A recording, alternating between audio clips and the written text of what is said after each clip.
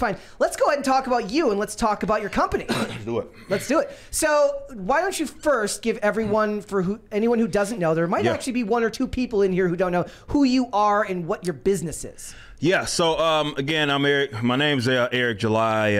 I've dabbed in a little bit of everything. Was more so known for like the music as well as the commentary stuff.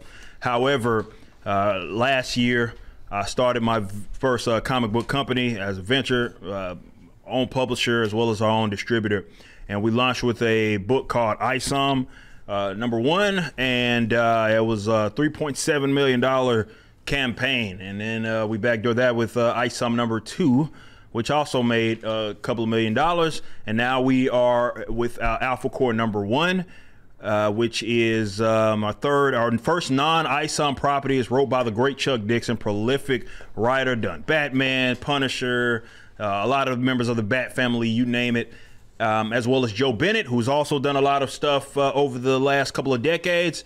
And yeah, it's just an incredible book based on, it's basically a police procedural. It's funny, we were talking about that a little bit. I love that. I know, yeah. Like, that's my genre. Yeah, so it's a police procedural with superheroes, if you can imagine it. It's a trio in terms of a team that works directly with the Flores Park police force in our universe. So you can go get that. It's active. It won't end until the 20th of January. We have a great little bundle in that campaign as well, where you can get ISOM 1, ISOM 2, as well as Alpha Core #1 for $65, and that's over 300 pages of material there that's been released in the last year and a half. So yeah, that venture it's massive. Did not expect it to do this. I'm not going to sit here and lie. I'd be lying to you if I was like, oh yeah, I figured we were going to make a few $1 million off of this. Because you had to build your own infrastructure to do this. If you don't follow independent comics or people who do their own crowdfunding, is most of them have to use a platform like Indiegogo, or they have to use Kickstarter, but you had to build out your own infrastructure to get all this started. Yeah, so we did everything from the ground up. I wanted to truly make this an independent venture. There are some economic problems that I think plague the industry. So we did everything ourselves. So we built our own website, right? So we could, you know, it's funny. I remember a lot of people trying to talk me off the ledge back when I did that. And it's funny because now definitely with Indiegogo and this whole shadow banning thing that's going on, it looks like I made the right decision. And political commissars there as well. Oh yeah, well before especially that yeah, absolutely. So, you know, we had to build that infrastructure. It took a lot of time, a lot of money. I invested on upward of $200,000, $300,000 of my own money to make this whole thing happen. And yeah, we're still kind of catching up with our demand, with us having a couple of warehouses under us, because we do handle our own distribution as well. So everything is handled by us, from the actual transaction between ourselves and the customers, as well as you getting it. The only thing we don't do is literally drive the truck to go deliver it to you. Maybe Rippaverse shipping will be a thing at this rate as well, because it's one of those I do it myself type of situations as we learn more and more about just the business in general. So yeah, that was a tough thing. It was a lot of challenges that was associated with that, and I'm just blessed to be in this position to where, you know, we have like genuine enthusiasm. It's what the comic book industry has missed, but that's the reason why we're able to be successful, because people are really, really into this. What's interesting to me is, the very first video of yours that I remember was the dressing down of Supergirl. Yeah, that was a big one. Yes, so early. So you were a content creator before that. You were doing your own critiques of what was going on in comics. And one of the things that is a big talking point in this industry right now, whether it's the Daily Wire, who are making their own movies, it says you can't just be critical of the culture. You have to also be willing to create and do your own version of the culture. Was there like a specific moment? Was there like one story that finally came out, or one comic you read that was just the last straw and you're like, that's it? Like you just said earlier, I'll do it myself. Yeah, it was less that. I mean, it was more of, it was symbolic for sure, at least for me, because for people that don't know, I was a commentator and I was spending several $100s a week on comic book stuff, new and old, keeping up with this stuff, doing reviews, covering just for, you know, me just being a comic guy. I spent a lot of money over the years. And this material was so bad. And I figured, like, you know what? I'm done. And I just can't do this anymore. You know, it's like I'm wasting money. I'm giving money to people that absolutely despise me.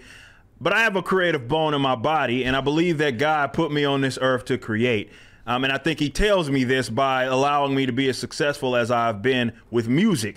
Like, that was my most successful venture. You know, we're Billboard charting, you know, metal band, right? Metalcore band. We were the #2 heat seeker album in the country with Veracity. And up until now, that was my most successful original venture. And then we move into the Rippaverse, and now it's a multi-million-dollar comic book company. So look, I love this industry. I do want to see it thrive, and I figure that I have a lot to offer because I've collected a lot of business acumen and sense over the last 18 years or however long that I've kind of been in the public light, at least doing. You know, I came from the mixtape era of music, you know, where you were selling like mixtapes out of your trunk. So I always knew how to hustle. But to kind of implement this in the comic book realm was my contribution to this industry to be part of the solution, because I did a whole lot of bitching over the years about what was going on with the industry. Do you think that the term, like, because one of the things that a lot of it comes down to semantics, and a lot of people talk about whether the industry is dying or whether it's just shifting and becoming something different. Do you think that the term the death of the comic book industry is applicable?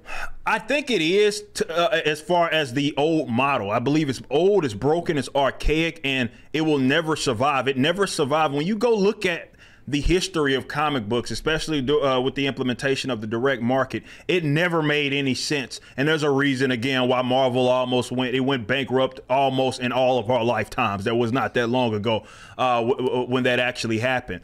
So looking at just by the sheer numbers, right, the unit sales, don't take my word for nothing. You can go look it up yourself. These people that have been lying to the public that are part of the comic book industry because they want to act as if it's doing better than what it is, because, again, they have to protect their sugar daddy. But don't take my word for anything. The last time the numbers were available, if you want to take a year like 2021, compare that to 2016. Compare that to 2011, 2000. You'll see that the unit sales for the top 100 comics have gone down. There are numbers that will get you in the tops right now that were cancelable back in the gap. You put up those numbers where you're only selling like 50,000 comic books. Those were numbers that would say you're off the project. We're going to get a new creative team and we're going to figure this thing out. Now that's considered okay. No.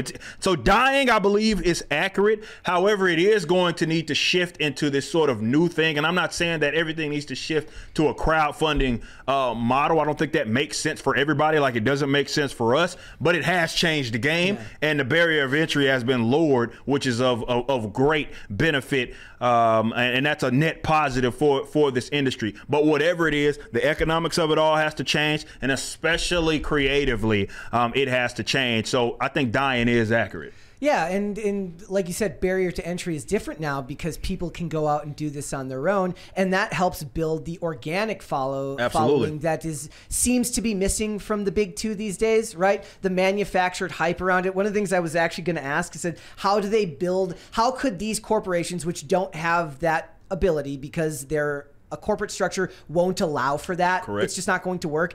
It seems like in the past, the only way they could figure out how to try to build any excitement was with endless either reboots or like team up series or event series, which they just do over and over again. And one of the things they were talking about is like, look, when was the last time you saw anything that had the hype of something like Civil War or something like what would have been the last, I guess, Secret. They tried to do it with Secret Wars, all these things. But the more you do the event series, the more watered down it becomes, and it's cheap and it doesn't work. Similar to how back in the day it was when they fell into the trope of the death of a comic book character, right? That was symbolic, sort of around the last time the industry was basically collapsing. Yeah, most definitely. Look, it's not just this quote unquote woke stuff. I've said this many times. If you go look at, for example, the Rippaverse and our code of ethics, there are other things that I have and people that have followed me understand. It wasn't just, oh, this social bull crap that plagues the industry that I was bitching about. I was always crying about like timeline issues. The canon doesn't make any sense. These reboots, all of that sort of stuff. All of that is a problem, right? It's a fundamental problem with the industry to now where they feel like they have to do event after event to get some sort of enthusiasm or excitement. They have to reboot everything. There's no what is a long-standing series anymore. Like these aren't hitting 100 issues they get 10 anymore. issues and then they can reboot it. Let's try it again, because they know that, well, that's what we're going to get our spike, where we're going to get our spike from. So there are a lot of creative problems, economic issues that plague the industry, and this is an opportunity for folks like myself and the various amount of other creatives that are out there that understand, like, look, there is a demand for it, and yes, if it keeps going the direction that it's going, like I said earlier, it's going to look a lot different. And yes, a lot of people aren't going to make it on the other side. It's going to be extremely competitive, and a lot of people aren't going to be able to make it on the other side because we're dealing with our own money. I don't got time to be, I can't, if I'm going to choose between the great Chuck Dixon or Mike Barron, if I'm going to choose between them or Max Visaggio, I'm choosing Chuck and Mike every day of the week. And people that want to make money when they're dealing with their own money, that's the choice that they're going to make. So it's not going to be a lot of room for these guys. And I think that's what's absolutely terrifying. So that's why they're trying to dumb down what plagues the industry right now, because they need people under the illusion that everything is fine. Yeah. Because if it goes away, like I said, they're done. They're done. They're in the underground bunker right now. Yeah, effectively. It's also funny, too, because they all seem to hate corporations, but are afraid to admit that they need them because, like you said, they're not investing their own money in these projects because they wouldn't get hired by somebody who's putting up their own capital. But when it's structured on these businesses that have, like we said, Marvel and DC, Marvel, the comics division is a write-off for Disney. That's just such a line note for a company that's losing billions on so many other ventures. Same with DC, right?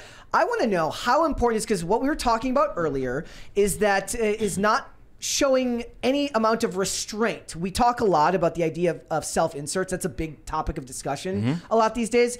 How important is the editor? Because like you said, the buck stops with you now. Like, this is the first book here, Alpha Core, is the first one that's not a main ISOM story, which means somebody else is writing it. But the buck stops with you as far as editing. Is that one of the things that's missing right these is the editors aren't doing their jobs? Well, I don't even know what an editor does either. There's no Jim Shooter over there to tell people to get the train back on the tracks. They don't have that anymore, and they certainly aren't commanding, because they're probably all holding ideological guns to each other, waiting to cancel each other anyway. And God forbid you disagree because there's some woman that has some stupid topic it is that they want to do a story, and God forbid that you say, no, you can't do that.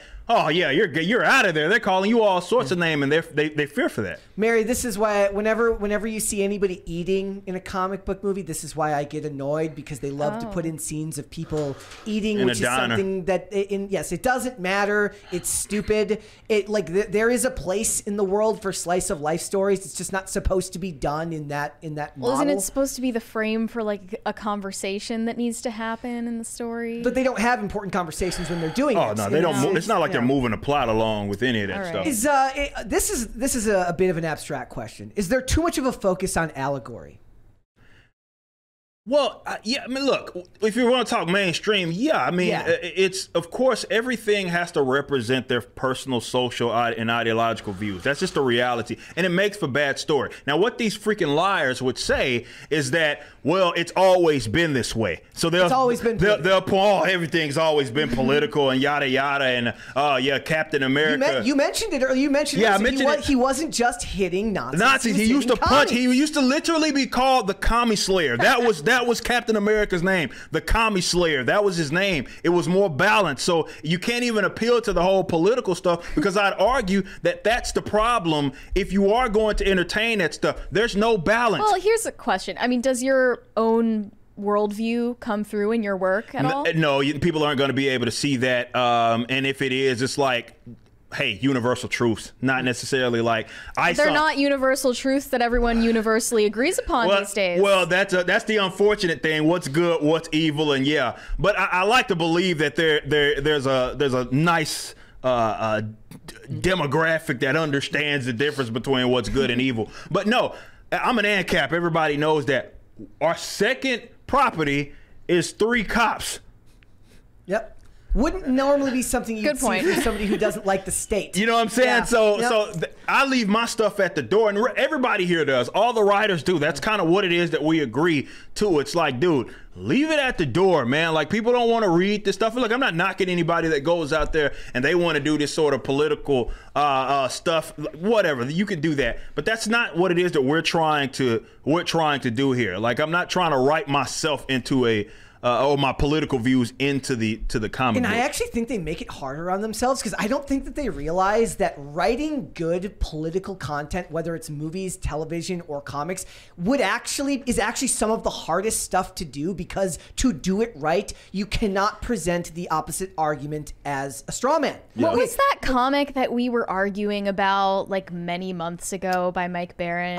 It was The Private American. yeah. We were arguing about that because I was I- like, this is clearly very politically charged, just in the opposite direction. My issue with it was with the trailer just felt very Fox News oriented, so it might turn off some of the demographic. But if you've got your own audience, then that's what they're buying into. But what I mean is, like, look, right now, one of the best examples is if you've ever watched a show called The West Wing. The West Wing is an inherently very liberal show.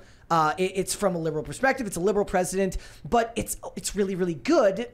A lot of the conservatives are portrayed poorly, or there's a show like Yellowstone, which can show complex issues from both sides of the aisle. Even if they are picking a side, they don't give you the worst possible argument of the opposite side, but they can't do that these days. They can only portray the people that they disagree with as thugs and dorks, or give you the worst straw man argument. Well, of it. that's Why handicap That's the yourself? problem with mainstream comics. I mean, I remember vividly, Barack Obama was president. He gets on the cover of Amazing Spider-Man. Hell, they even created several characters. Miles Morales was created, conceptualized because we had a biracial president. They had the Val Zod thing with the President Superman stuff. Excuse me. Which Michael B. Jordan wanted to make a movie about, and then they never did. Yeah. So they did all that. The reason why I say that is that shows their favoritism, because now Trump becomes president, he becomes MODOK, right? You make him into the that's what Marvel literally did there. Yeah. Or with DC and what they had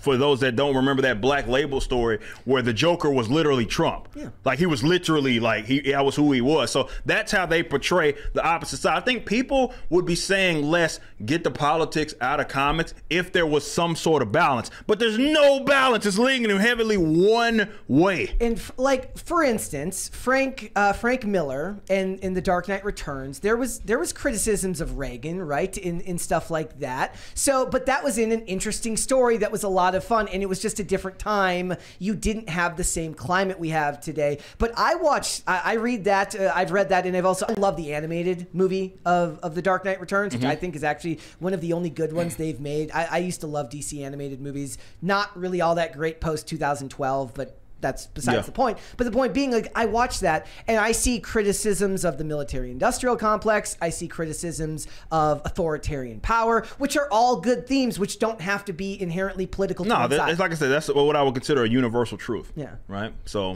that's the thing. They don't know what that is at all. And look, when you're obsessed over your own, and look, this is a vehicle. People need to understand this. We talked about it before earlier with Tim about this Batman story where Batman's flying over or floating over a riot, right? And instead of the dispersing of the actual, which is what Batman would do, like do something, he just floats right on by it, and he says basically they all have insurance. That should infuriate everyone. That's not Batman. It's not Batman. Yeah. More than anything, it's not Batman. And remember, this was the company that was saying, like, tell us why Batman is a bad person, right? Yeah, the barrier to entry to work here. Why is Batman a bad person? No, they said, like, why is Batman racist? Yeah, or like, something. That was like the actual question. They're so outside the spectrum. I guess this is just the Overton window asserting itself, right? Like, the people who are writing these things, again, this is where an editor would come in handy. Yeah, right? yeah, An editor 100%. says, I've got 60 years of stories here.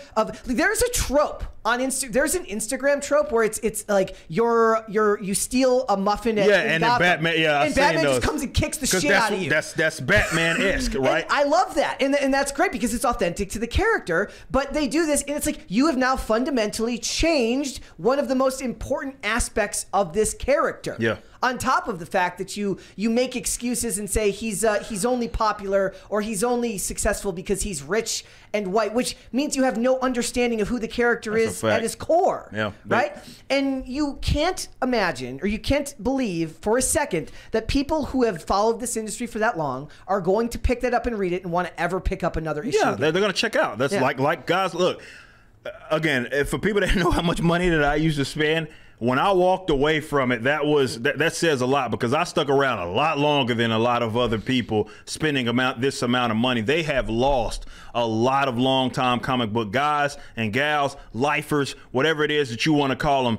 They're no longer buying into that because their characters are recognizable, because it's been hijacked by a bunch of let's call them what they are, authoritarian leftists that feel like they have to use these characters as a vehicle and a platform for their own individual views. And we talk about what's an analogy, and if they lean too much on it, they do, but they're not even good at that. Yeah. What they're doing is beating the audience over the head. Like, I can read a story and I'm like, I know exactly what the politics of this person is. Hell, I could probably guess how they look based on what it is that they wrote with this crappy story. They don't care to understand the characters. And what sucks about that is, like, back in the day, the writer, it would have been a badge of honor for them to not be able to tell.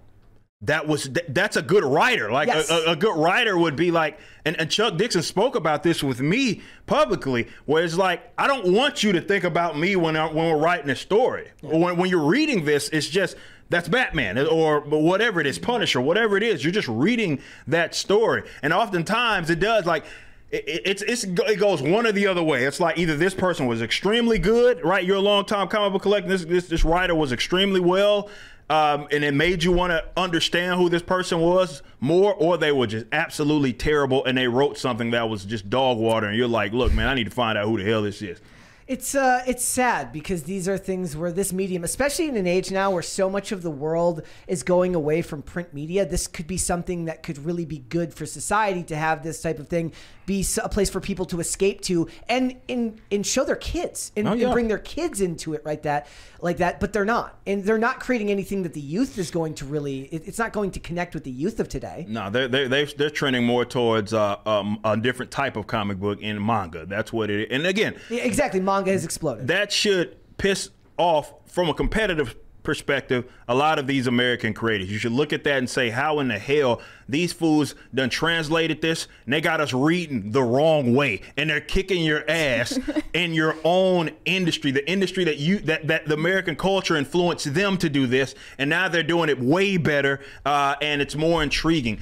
You should look at that and have a bit of humility and want to adjust course, but that's not how it is that they operate. Instead, they get pissed off at anybody that talks about this honestly, and just points out the simple fact that the industry is in decline. It doesn't matter where you're at politically. If you just acknowledge that truth, it's a factual statement, you're going to get called every negative thing in the book, and they're going to treat you with so much contempt. Thanks for watching. Listen to full episodes of Pop Culture Crisis on Spotify. Keep up with us on social media, and make sure you subscribe and ring that bell so you never miss the show. Bye, guys.